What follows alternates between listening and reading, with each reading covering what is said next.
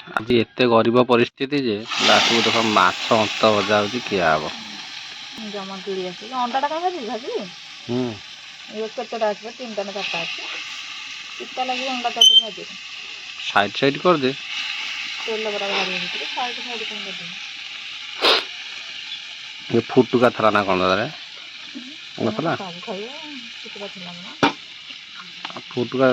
भाजी जाने अंडा दीटा आने भाजी चले एक साइड भात खाइछा कि आगो सुनी जाने गाले गाले ही बसे कलर वाले भात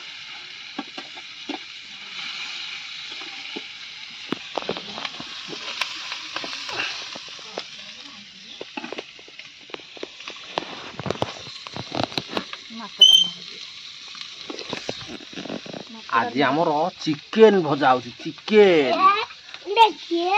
ना देखा ना देखले अनैले हाउ संग माने गुड मॉर्निंग आज रो पूरा गरीब परिस्थिति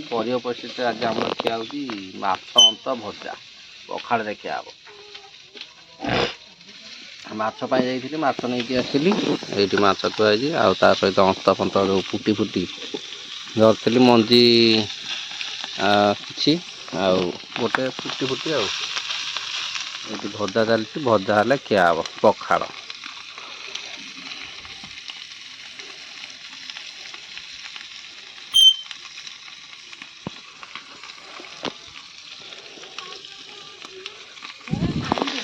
जेते थर तो भाजी सेते थर तो पिता लागु पिता लागु आउ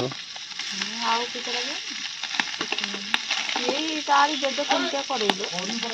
माछ बनाय तो से जानि ता राजा पूरा मैगी बढ़िया लगियो हां तार पूरा सरू सरू नाड़ कर दे तो तांको माछ बढ़िया लागे से धुआं है जो से एई गुड़ा कर दे तेरा धुआं है जो पानी रे से पूरा मैगी बढ़िया लगियो मर्ची रे मिठाई के भात में आजी पिता ना सेई खाइबो तुम किछ पहले भात पिता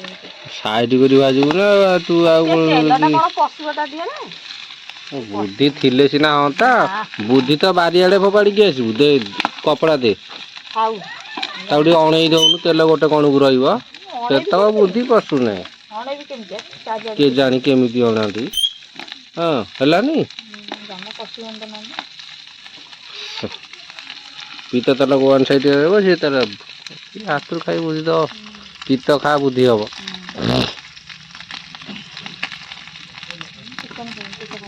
मुझे भावे आमको एमती गोटाए दिन खाई पिता लगुच गोटे गोटे लोक सबु दिन नहीं खाऊ केमी खाऊन से जानते आमर पीत देखला खुण गंध मारू खास कर गंध एमतिया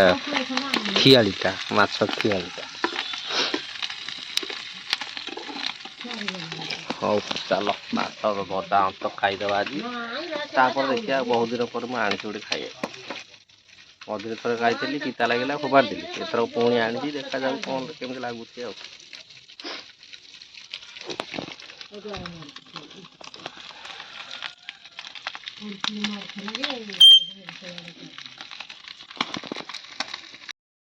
देखो हमारा पीता भजा रेडी हो गया आ जाओ आ जाओ आ जाओ अच्छी हाँ हमारा भाई पीता भजा रेडी मुझे खाई पीता भजा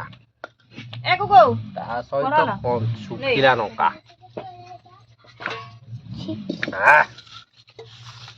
मु खाइबी ए खाली बासना सुंगियो नुन टिके पकाई देबू आमर ये आसला पखाड़ भात आमर पखाड़ भात को चिकेन आउ ई आई आमर देखिया को गोटे पिला आई रे ए देखना हम उचै देबू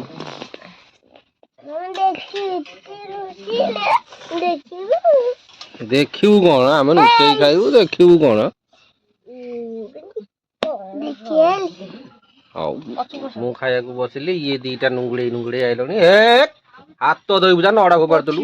चल दुआर को चल हाथ देखलु हे गाडी के हाथ धोके आओ चलो अंदाज पर मुझे असर लगे केम लागुची टेस्टी लगिला ଅଣ୍ଡା ଭଜାଟା ପିତା ଭଜାଟା ଟେଷ୍ଟ ନେଉଛି।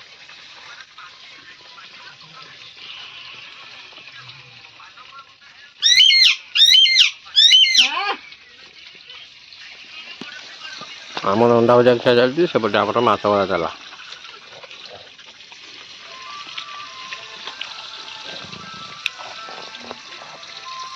ଏଇ ପୁରା ଜମା କିଛି ଭଲ ଲାଗୁନି। ଗୋଟେ ଅଣ୍ଡା ଦେଇ ଦଉନ। ମାଛ ଅଣ୍ଡା ପୁରା।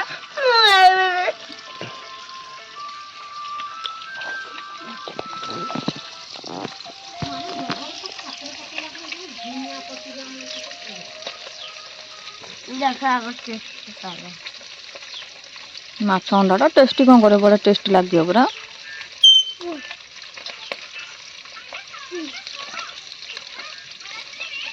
ମାଛ ଅଣ୍ଡା କିଣି ଆଣିକି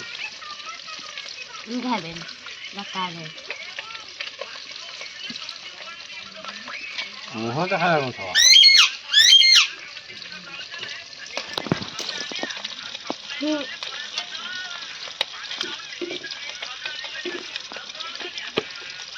ଆଜି ଯେହେତୁ ପୁରା ଗରିବ, ସେଥିପାଇଁ ମାଛ ଅନ୍ତ ଭଜା ଖିଆ।